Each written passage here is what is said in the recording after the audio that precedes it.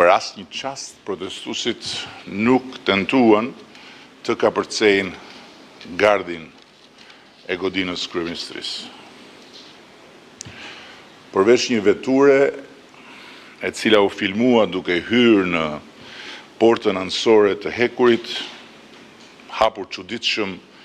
nga brenda si një ftesë në një kurth, askush nga protestuesit nuk bëri asnjë përqapje për ta shkelur perimetrin e ashtu quajtur të sigurisë dhe synuar futjen në godinë. Asnjë dëshmitar në vend dhe më pas asnjë material filmik i ngjarjes nuk nxori askund në pa praninë e asnjë arme të vetme në radhët e protestuesve. Ndërkohë mira fishek luftarak u shkrehen ajër nga forcat e sigurisë për të frenuar një turm e cila u godit dhe u përfshi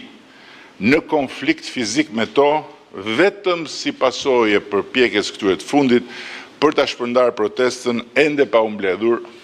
gjithë masa e jashtëzakonshme e protestuesve.